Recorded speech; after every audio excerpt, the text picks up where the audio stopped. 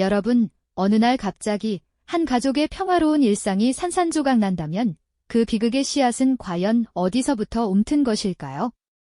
친절하고 평범해 보였던 이웃의 얼굴 뒤에 상상조차 할 수 없었던 잔혹한 본성이 숨겨져 있었다면 우리는 그 악의 근원을 어떻게 이해해야 할까요?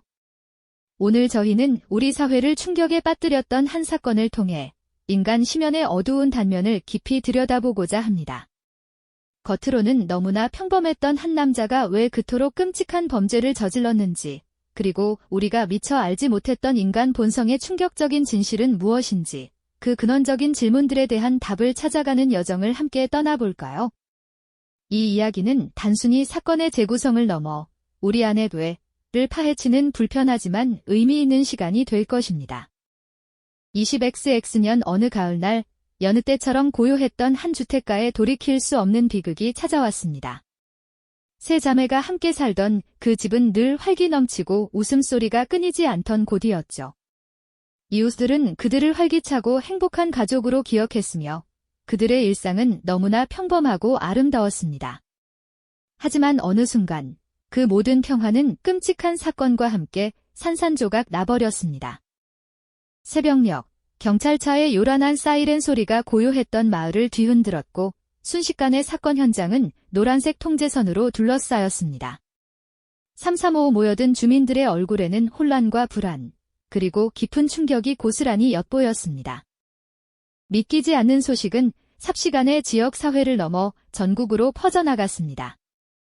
뉴스 속보 화면은 연일 이 끔찍한 비극을 보도하며 온 국민을 경악하게 만들었죠. 어린 세 자매가 싸늘한 주검으로 발견되었다는 소식은 이루 말할 수 없는 충격과 함께 깊은 슬픔을 안겨주었습니다. 초기 수사는 혼란 그 자체였습니다. 누가 왜 이런 끔찍한 일을 저질렀는지 도무지 짐작조차 할 수 없었으니까요. 범인의 흔적은 쉽게 드러나지 않았고 수사팀은 미궁에 빠진 듯 했습니다. 하지만 끈질긴 수사망이 좁혀지면서 용의자의 실마리가 서서히 모습을 드러내기 시작했습니다. 그리고 마침내 한 남자가 체포되었습니다. 그런데 그를 본 순간 많은 이들은 다시 한번 놀라움을 금치 못했습니다. 그는 우리가 흔히 생각하는 범죄자의 모습과는 너무나 달랐기 때문입니다. 평범하다 못해 오히려 선량해 보이는 인상. 곁에 두고도 전혀 의심할 수 없을 것 같은 그런 얼굴을 하고 있었던 거죠. 이웃들은 그 사람이 그럴 리 없다며 입을 모아 말했습니다. 그의 체포 소식은 평범함 속에 숨겨진 끔찍한 진실에 대한 궁금증을 더욱 증폭시켰습니다. 과연 이 평범한 얼굴 뒤에는 어떤 잔혹한 진실이 숨겨져 있었던 걸까요? 아직 드러나지 않은 미스터리는 점점 더 깊어만 갔습니다. 수사가 진행될수록 그의 가면 뒤에 숨겨진 실체가 서서히 벗겨지기 시작했습니다. 그의 신상이 공개되자 대중은 다시 한번 큰 충격을 받았습니다. 그의 이름은 김XX. 겉보기엔 그저 평범한 회사원이었고 주변 사람들에게는 특별히 눈에 띄지 않는 조용한 사람이었다고 합니다. 하지만 경찰의 끈질긴 추적과 조사 끝에 그의 과거 행적들이 하나둘씩 수면 위로 떠오르면서 겉모습과 실제 내면의 엄청난 괴리가 드러나기 시작했습니다. 그를 알고 지내던 직장 동료들은 물론 이웃 주민들조차 그의 이중적인 삶의 경악을 금치 못했습니다. 그들은 한결같이 그는 정말 친절하고 예의 바른 사람이었다고 증언했지만 수사 과정에서 밝혀진 범행의 잔혹성과 치밀함은 그들의 증언과는 극명한 대비를 이루었죠. 과연 그가 살아왔던 삶은 무엇이었을까요? 우리가 알던 그의 모습은 진짜였을까요? 아니면 완벽하게 위장된 가면이었을까요? 이 평범한 얼굴이 저지른 끔찍한 범죄의 이면에는 어떤 그림자가 드리워져 있었던 걸까요? 그의 이중적인 삶이 가져온 충격적인 진실은 이제 막 시작된 이야기의 서막에 불과합니다. 그리고 이제 우리는 그 서막을 넘어 한 인간의 내면 가장 깊은 곳에 자리했던 어둠을 탐색해보려 합니다. 겉으로는 너무나 평범해 보이던 한 남자가 어떻게 그토록 잔혹한 범죄를 저지를 수 있었을까요? 그 질문의 답을 찾기 위해 우리는 먼저 그의 과거로 거슬러 올라가야만 합니다. 그의 어린 시절은 어땠을까요? 어떤 환경 속에서 자라며 어떤 경험들이 그의 내면을 갉아먹고 있었을까요? 수사팀과 심리 전문가들은 사건의 실마리를 풀기 위해 그의 성장 과정을 면밀히 추적하기 시작했습니다. 그가 걸어왔던 발자취를 따라가다 보면 예상치 못한 어둠의 씨앗들을 발견하게 됩니다. 학창 시절의 기록들, 주변인들의 증언 속에서 우리는 그가 사회와 관계 맺는 방식에 미묘한 균열이 있었음을 짐작할 수 있었죠. 타인과의 공감 능력 부족, 혹은 특정 상황에서 드러나는 극도의 자기중심적 사고방식 같은 것들이 서서히 그 실체를 드러내기 시작했습니다. 마치 겉으로는 멀쩡해 보이는 건물의 기초에 보이지 않는 균열이 생긴 것처럼 말입니다. 전문가들은 그의 심리 구조를 파헤치기 위해 고도로 정밀한 프로파일링 작업을 진행했습니다. 단순히 범죄 동기를 규명하는 것을 넘어 그의 인격 형성 과정과 범죄로 이어지는 사고의 흐름을 분석하는 것이었죠. 이 과정에서 드러난 그의 내면은 충격적일 정도로 냉담하고 자신의 행동을 합리화하는 데 능숙한 모습을 보였습니다. 그는 마치 자신의 범죄를 객관적인 사실처럼 혹은 불가피한 결과처럼 여기는 듯 했습니다. 보통 사람이라면 상상조차 하기 힘든 잔혹한 행위를 저지르고도 죄책감이나 후회보다는 자신의 상황에 대한 변명으로 일관하는 그의 태도는 섬뜩함마저 안겨주었습니다. 심리 전문가들은 그의 진술에서 일관되게 나타나는 특징들을 포착했습니다. 어린 시절의 결핍이 애정 결핍으로 이어지고 이것이 타인에 대한 비뚤어진 지배욕으로 변질되었을 가능성, 혹은 사회적 좌절감이 쌓여 극단적인 분노로 폭발했을 가능성 등 다양한 가설들이 제시되었죠. 그의 뇌 활동을 분석하고 과거의 정신건강 기록을 되짚어보는 작업은 그의 어두운 심연을 더욱 깊이 들여다보는 창이 되었습니다. 우리가 흔히 자기라고 부르는 것의 실체는 무엇일까요? 이 사건의 범인을 통해 우리는 단순히 선과 악의 이분법적인 구분을 넘어 인간 내면에 잠재된 복잡하고도 위험한 심리적 메커니즘을 마주하게 됩니다. 그의 행동은 개인적인 불행에서 비롯된 것일까요? 아니면 우리 사회가 알게 모르게 키워낸 어둠의 그림자였을까요? 이 질문에 답하기 위해 심리 프로파일러들은 그의 모든 것을 해부했습니다. 어린 시절 부모와의 관계, 친구들과의 유대감, 학업 성취도, 그리고 성인이 된 후의 사회생활과 대인관계까지 그의 삶의 모든 조각들을 맞춰보려 노력했죠. 그리고 그 조각들이 모여 만들어낸 그림은 겉으로 보이는 평범함과는 거리가 먼 복잡하고 어그러진 내면의 풍경을 보여주었습니다. 그는 스스로를 피해자라고 생각하는 경향이 강했고 자신의 불행을 타인의 탓으로 돌리며 합리화하는 데 익숙했던 것으로 분석됩니다. 이러한 자기 합리화는 결국 타인의 고통에 대한 공감을 차단하고 자신의 욕구를 충족시키기 위해 어떤 행동이든 정당화할 수 있다는 위험한 신념으로 이어진 것이죠. 이러한 심리 분석 결과는 우리에게 불편하지만 중요한 진실을 던져줍니다. 악은 단순히 타고나는 것이 아니라 환경과 경험 속에서 서서히 자라날 수 있다는 점 말입니다. 그의 어두운 심연은 한순간에 형성된 것이 아니라 수많은 시간 동안 쌓여온 결핍과 왜곡된 인지 패턴의 결과였을지도 모른다는 것이죠. 우리는 이 섬뜩한 진실 앞에서 인간 본성의 깊은 질문과 마주하게 됩니다. 과연 우리는 우리 주변에 평범해 보이는 얼굴 뒤에 숨겨진 그림자를 얼마나 이해하고 있을까요? 그리고 그 그림자가 거대한 비극으로 번지기 전에 우리는 무엇을 할 수 있었을까요?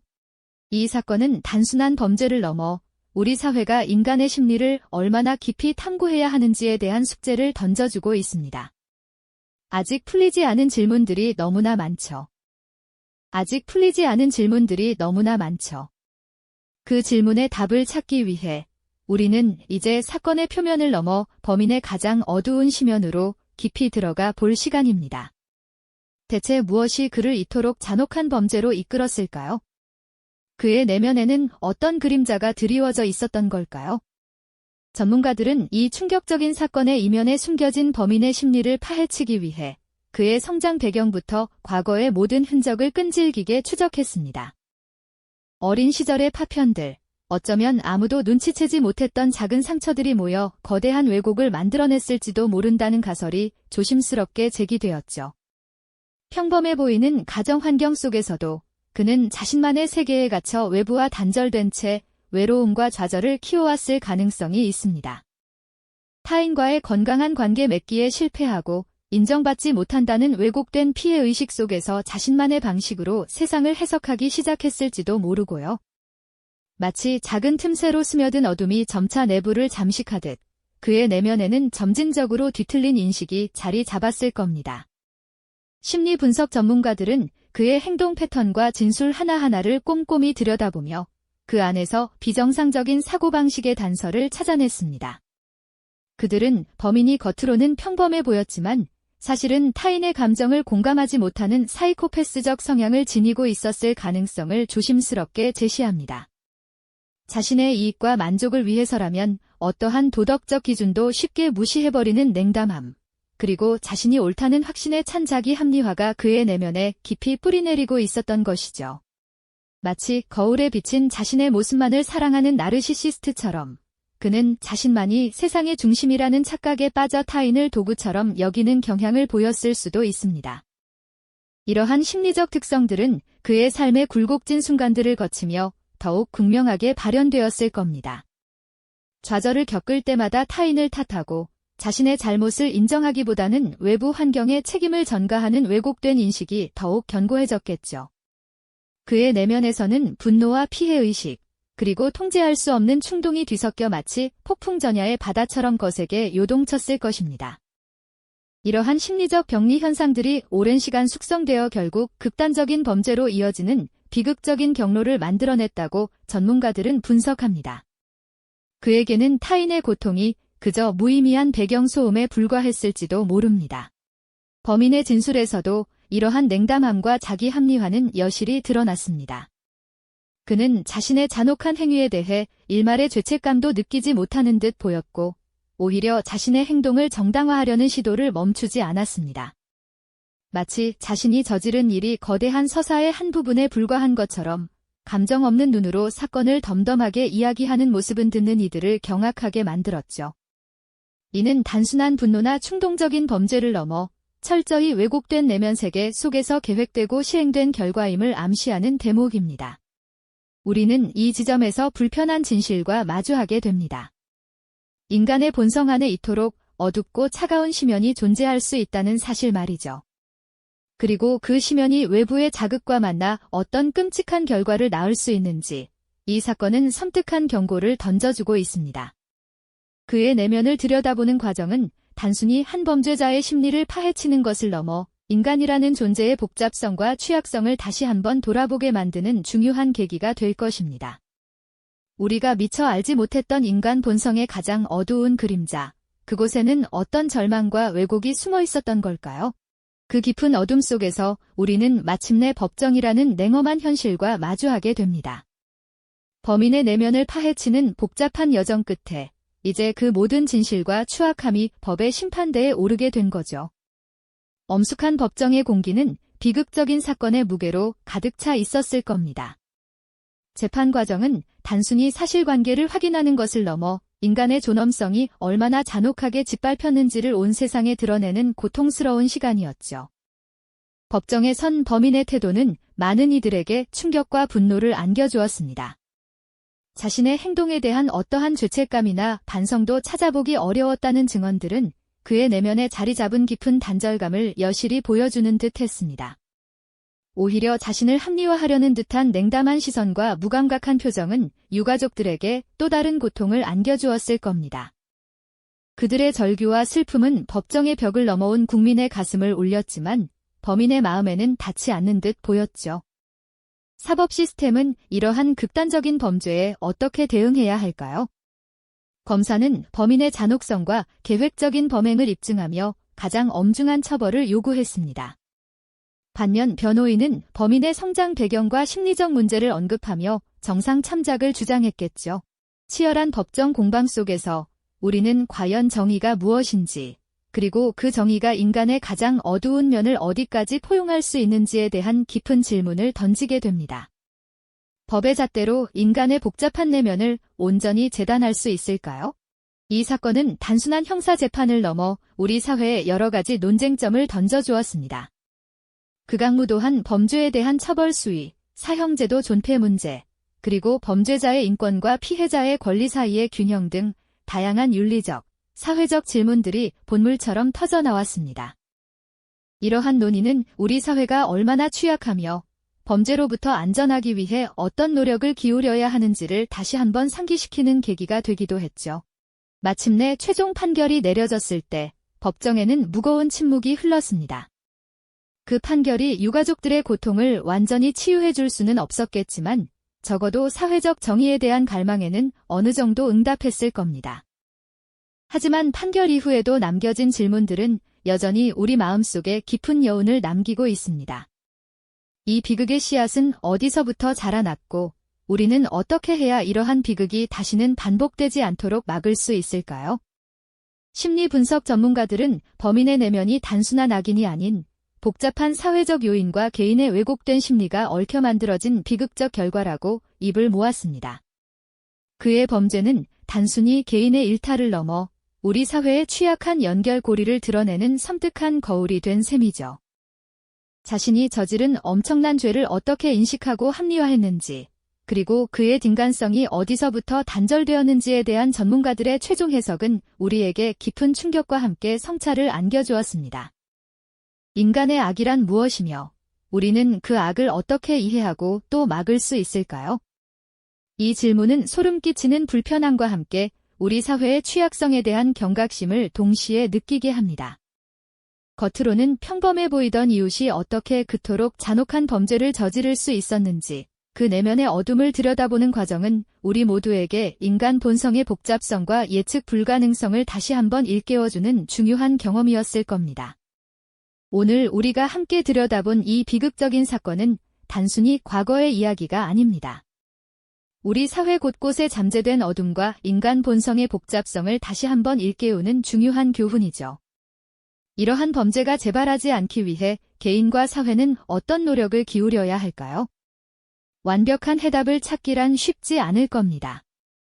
하지만 인간의 어두운 심연을 들여다본 불편한 여정이었음에도 불구하고 그 안에서 우리 사회를 더 안전하게 만들고 인간에 대한 이해를 넓히는 실마리를 찾아야 한다는 숙제를 남깁니다. 우리 모두가 함께 고민해야 할 숙제 말이죠. 이 영상이 도움이 되셨다면 좋아요와 구독 부탁드립니다. 여러분의 응원이 제게 큰 힘이 됩니다. 다음 영상에서도 더 유용한 정보를 공유하겠습니다. 감사합니다.